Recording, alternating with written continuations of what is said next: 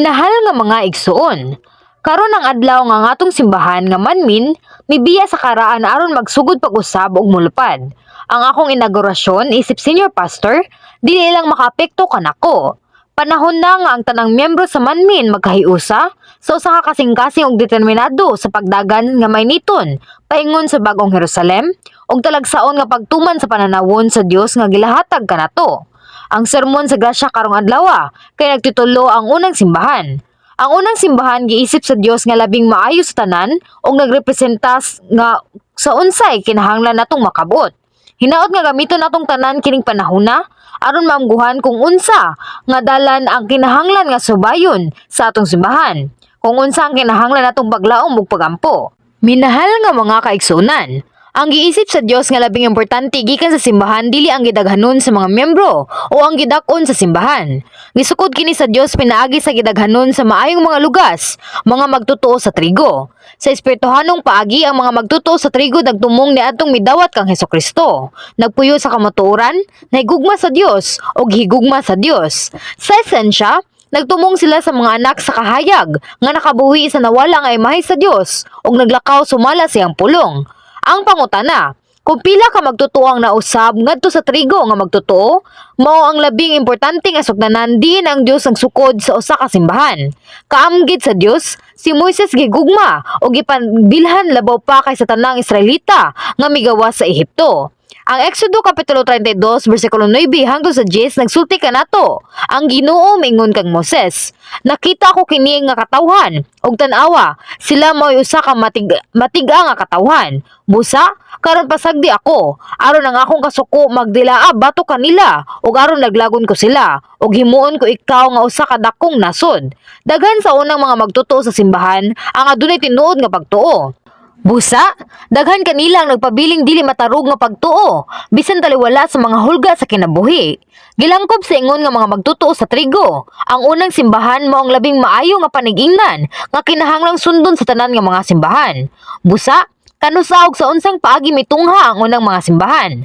Human sa pagkabanha ug pagkayab ni Jesus sa langit, ang mga disipulo ug ubang mga magtutuo nga nakadawat sa balang espiritu misugod sa pagpakaylap sa mensahe sa krus. Daghang mga tawo ang naghinusol, nabunyagan ug nakadawat sa balaang espiritu. Kini nga mga tawo nagsugod sa kanunay nga pagpundok aron ipaambit ang pulong sa Dios ug gihalad ang ilang kaugalingon sa pagampo. Kini ang sinugdanan sa mga simbahan. Kasagaran, kini gitawag ang unang mga simbahan. Daghang mga magtutuo ingon man ang mga disipulo ni Jesus nga pundasyon sa unang simbahan adunay una nga kasinatian sa dili maihap nga mga katingalahan ug mga timailhan nga gihimo ni Jesus samtang dinhi sa yuta. Nakita pa gani nila ang pagkabanhaw ug pagkayab ni Jesus sa langit. Ang unang mga miyembro sa simbahan personal nga nakakita sa daghang mga milagro o gipirmahan nga gipakita pinaagi sa mga apostoles sa ilang kinabuhi sa pagtuo. Sila natural nga adunay dakong pagtuo, napuno sa balang espiritu, bisan pa sa grabe nga pagluto sa Kristyanismo. Niadtong panahon na, ang unang simbahan nakasinati og revival ug ang ilang gidaghanon misaka kada adlaw. Pinaagi niini, ang ebanghelyo mikaylap ngadto sa Europe ug sa tibuok kalibutan. Ang pasahi karon kay nagpatin-aw kung giunsa pagkinabuhi sa unang mga miyembro sa simbahan ang ilang relihiyosong kinabuhi. Hinaot nga kitang tanan mamalandong sa atong kaugalingon ug mudagan nga mas mainiton aron mahimong mga tawo nga takos sa himaya ug usa ka simbahan nga makapahimuot sa Dios. Minahal nga mga kaigsunan, ang unang kinaiya sa unang simbahan mao nga sila debutado sa pagpundok sa usa ka hunahuna adlaw-adlaw. Ang mga buhat Kapitulo 2, versikulo 46 nag-ingon, adlaw-adlaw nga nagpadayon uban ang usa ka hunahuna diha sa templo ug napikas-pikas sa tinapay sa balay. Sila nangaon uban ang kalipay ug pagkasinsiro sa kasing-kasing. Ang unang mga miyembro sa simbahan naghalad silang kaugalingon sa pagpundok. Sa dihang nagtigom sila sa templo, nagsimba sila ug napuli-puli sa pagtigom sa balay sa usa-usa. Kanunay nga malipayon ang mga pagpanagtapok. Malipayon silang nakigbahin sa pulong sa mga pagpamatuod ug nagkaon sa pagkaon uban sa kalipay. Ang atong mga sakop sa manmin kay dibuto usab sa pagtigom. Dili ta makatigom sa pagkakaron apan sa gayon nga mobalhin na ta sa laing sanktuaryo, mabawi na nato ang atong nangaging debosyon. Atong tan-awon sa makadiyot ang atong simbahan. Sa mga Domingo, nagsimba kami tibok adlaw. Adunay serbisyo sa buntag ug serbisyo sa gabi. Adunay usab mga meeting sa grupo sa misyon ug uban pang lain-laing mga panagtapok sama sa pagpraktis sa choir, binulan nga mga meeting ug uban pa. Sa mga Martes, ang mga babae nga mga leader magpundok sa matag distrito alang sa usa ka meeting sa pag-ampo sa Martes. Ang mga young adult nagpundok sa gabi alang sa serbisyo sa pagdaig sa Martes. Sa Merkules, kami magtigom alang sa serbisyo sa Merkules ug sa mga Huwebes, ang mga grupo sa misyon sa kababainan kasagaran maghimog mga meeting. Sa mga gabi, ang mga miyembro sa misyon sa mga lalaki magpundok alang sa usa ka home service sa matag distrito. Sa Biyernes, ang mga miyembro sa misyon sa kababainan magpundok alang sa usa ka serbisyo sa panimalay sa matag distrito sa adlaw. Ug sa gabi, ang tanan nga mga miyembro magtigom alang sa tibuok gabi nga serbisyo sa Biyernes. Lakip na ang pagsimba, pagdayeg ug pagampo hangtod sa Sabado sayo sa buntag. Labaw pa niana, daghang mga miyembro ang naglimpyo ug nagboluntaryo sa Sabado agig pagmangandam sa adlaw sa igpapahulay. Sa paghinumdom, atong makita kung unsa kami kadibutado sa pagtigom adlaw-adlaw. Apan kini mao lamang ang pagsunod sa mga pulong sa Dios. Sa Hebreo Kapitulo 10, versikulo 25 nag-ingon, dili talikdan ang atong kagulingong panagatigom, ingon sa batasan sa uban. Kundili, magdinasigay sa usag-usa, og labi na samtang nakita ninyo nga nagaduol na ang adlaw. Ang adlaw nagtumong sa adlaw sa pag-abot sa Ginoo diha sa kahanginan, ang adlaw sa paghukom. Bisan duha ka libo na katuig ang nilabay, ang unang membro sa simbahan naghalad sa ilang kagalingon sa pagpundok samtang naghulat sa ikaduhang pag-ani sa Ginoo. Ug kana ang adlaw mas duol pa karon. Hinaot nga kamong tanan sa ngalan sa Ginoo, mahimong mga magdutuo nga nagdasig sa usag-usa ug maningkamot sa pagtigom ug dugang. Bisan tuod dili kamo makahimo sa pagpundok sa usa ka templo sa simbahan, hinaot nga kamo maningkamot sa pagpundok sa matag dapit sa pagsimba o pangginoo nga mga sanktuaryo. Usahay sa dihang ang mga tawo mosimba ug magampo sa balay, sila mahimong mapasagdan sa pagsimba ug pagampo diha sa espiritus ug kamatuoran. Gawas kung naa kita sa panahon sa usa ka pandemya sama sa COVID, din dili mahimo ang panagtapok, kinahanglan natong nga ihalad ang atong kaugalingon sa pagpundok alang sa pagsimba ug pagampo. Importante nga ibalik ang mainiton nga kadasig sa pagpundok alang sa pagsimba ug pagampo. Apan adunay usa ka butang nga kinahanglan natong balikon. Nindot ang paghimo og daghang mga meeting, apan ang labi ka hinungdanon mo ang sulod sa mga meeting. Sama sa unang simbahan, kini kinahanglan at kanunay nga usa ka panagtigom nga puno sa kalipay ug pasalamat. Kita kinahanglan nga malipay nga makadawat og grasya pinaagi sa pulong sa Dios. Ug ang atong pagpasalamat kinahanglan nga molambo sa matag higayon nga kita makigbahin nga sa atong pagpamatuod. Kinahanglan nga dili kita adunay kalibutanon nga mga panag-istoryahanay. Nimo apil sa dili tinuod nga mga panag-istoryahanay diin sila makhukom og makondenar sa uban. Kinahanglan nga aduna tay panag-istoryahanay nga madahinihon ug makapaligon sa tanan nga makadungog niini. Kini nga mga meeting kinahanglan makatabang o makapaligon sa pagtuo sa usag-usa. Importante nga makikistorya sa paagi nga pagkapahimuot sa Dios sama sa kung unsaon pag-usab o kung unsaon nga mahimong mas madasigon. Ang One Win Church adunay mga buutan nga mga magtutuo nga magampo kung makauban ug magkaebanghilyo kung magkatibulaag. Nagsunod sa mga pagtulunan sa atong magbalantay. Mao nga nakadawat kami sa daghang mga tubag ug mga panalangin. Mao nga nakahimo kami sa pagpuyo sa kinabuhi sa pagtuo nga puno sa daghang mga pagpamatuod sama sa unang mga miyembro sa simbahan. Hinaot nga dili ka mawadan sa grasya ug kadasig apan mahimong mas mainiton. Sa ingon nga makadawat sa mga pagdayeg gikan sa Dios sama sa unang mga miyembro sa simbahan. Minahal nga mga kaigsunan, ang ikaduha nga kinaiya sa unang simbahan mao ilang gihalad ang ilang kaugalingon sa pagsangkap sa ilang kaugalingon sa pulong sa ug pagampo. Ang buhat kapitulo 2 bersikulo 42 nagingon, sila nagpadayon sa paghalad sa ilang kaugalingon ug pagtulunan sa mga apostoles ug sa pagigambitay sa pagpikas-pikas sa pan ug sa pagampo. Ang pagdawat sa mga pagtulunan sa apostoles nagpasabot sa pagkaton mahitungod sa matubsanong probidensya ni Jesucristo nga mao ang mensahe sa cross. Ilang nakatunan kung sa unsang paagi natuman ang mga panagna sa daang tugon bahin sa Mesiyas. Ang mga apostoles nga kauban ni Jesus nagpasa sa samang mga pulong nga gisulti ni Jesus ug ang mga magtutuo na kabaton og paglaom alang sa langit ug pagkabanhaw. Nagkupot pag-ayo sa nianang pulunga ang mga magtutuo na kagwanta sa mga paglutos. Ang unang simbahan nakadawat sa mga pagtulunan sa mga apostoles nakigambitay sa usag-usa ug nagpikas-pikas sa pan. Dinhi, ang tinapay wala magpasabot og sa pisikal nga pan. Sama sa gingon sa Juan kapitulo 6 bersikulo 51, ako mao ang buhing pan nga naog gikan sa langit. Kung adunay mukaon niini nga pan, mabuhi siya hangtod sa kahangturan, ug ang pan usab nga akong ihatag alang sa kinabuhi sa kalibutan, mao ang akong unod. Ang tinapay nagtumong sa unod sa Ginoo. Sa espirituhanon kini mao ang pulong sa Dios. Ang mga magtotoo sa unang iglesia wala lamang nagtigom sa templo aron sa pagkat-on sa kamatuoran ug sa pagpaambit sa grasya sa usa-usa, kundi usab makugihon sa pagpalandong sa pulong sa Dios diha sa panimalay. Sa katapusang bahin sa Buhat Kapitulo 2, versikulo 46, nag-ingon, sa pagpikas-pikas sa tinapay sa balay, sila nangaon uban ang kalipay o kamatinudanon sa kasing-kasing. Kini nagpasabot nga sila kanunay nga namalandong sa pulong sa Dios sa ilang adlaw-adlaw nga kinabuhi, nga naghimugpan nga kini. Bisan karon, ang usong relihiyoso nga kinabuhi dili lamang mahitungod sa pagpaminaw sa pulong sa Dios kausa sa usa ka semana. Nagkinahanglan kini sa matag adlaw nga pagbalandong sa pulong ug pagpraktis niini.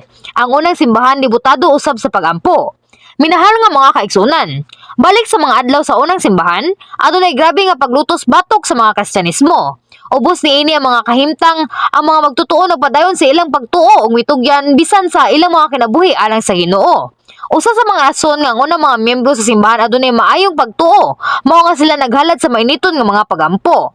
Ang Buhat Kapitulo 4 versikulo 31 na ingon, og sa nakaampo na sila, nauyog ang dapit diin sila nagatigom, og silang tanan napuno sa Espiritu Santo ug misugod sa pagsulti sa pulong sa Dios uban ang kaisog. Sa dihang nagampo sila nga mainiton ang mga magtutuo na puno sa bilang espiritu. Sa baylo, may sugon nilang gipaambit ang ebanghelyo hangtod sa punto sa pagsakripisyo sa ilang kinabuhi.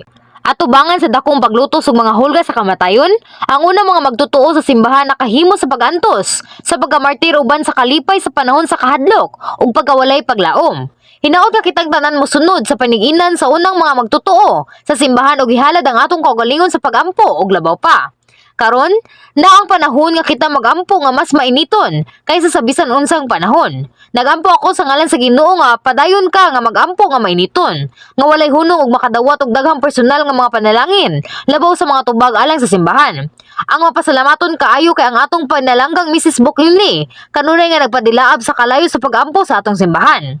Mapasalamaton usab kami nga kami adunay mga debuto sa pagampo nga nagtukaw aron magampo alang sa simbahan, alang kanako ug alang sa tanang nga mga miyembro sa simbahan. Naginaot ko nga tumano natong tanan ang providensya sa Dios para sa kini nga simbahan nga mas mainiton nga pagampo. Minahal nga mga kaigsunan, ang ikatulo nga kinaiya sa unang simbahan maong dagkong mga pagpakita sa mga ilanan ug mga katingalahan pinaagi sa mga apostoles. Ang Buhat Kapitulo 2 versikulo 43 nag-ingon, ang matag usa nagpadayon sa pagbati sa kataha ug daghang mga katingalahan ug mga ilanan ang nahitabo pinaagi sa mga apostoles.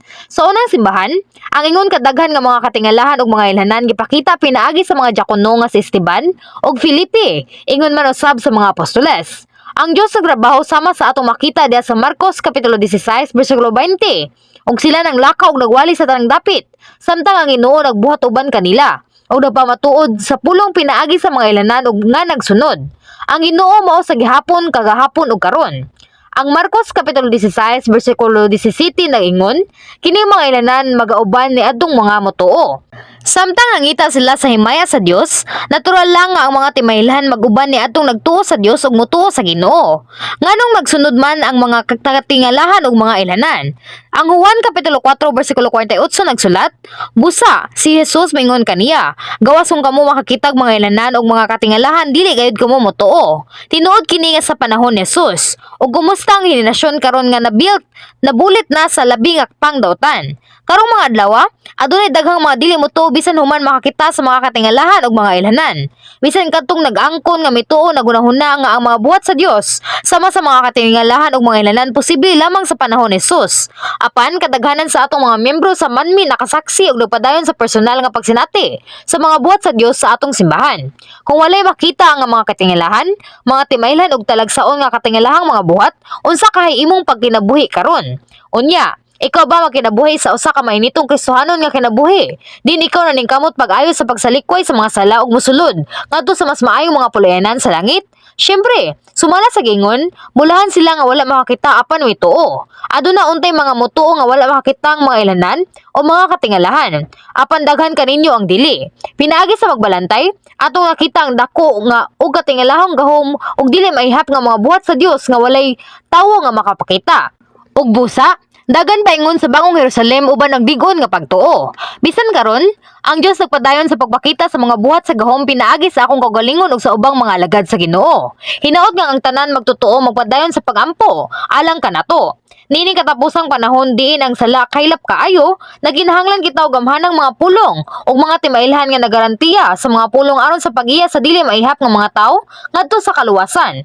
Unya, daghang dili magtotoo ang makasinati ug makahimamat sa Dios, makabalik sa Ginoo ug makaangkon og espirituhanong pagtuo. Ang pag-ebanghelyo sa kalibutan mahimo pinaagi sa gahom ug sa pang-ebanghelyo sa pagkabalaan.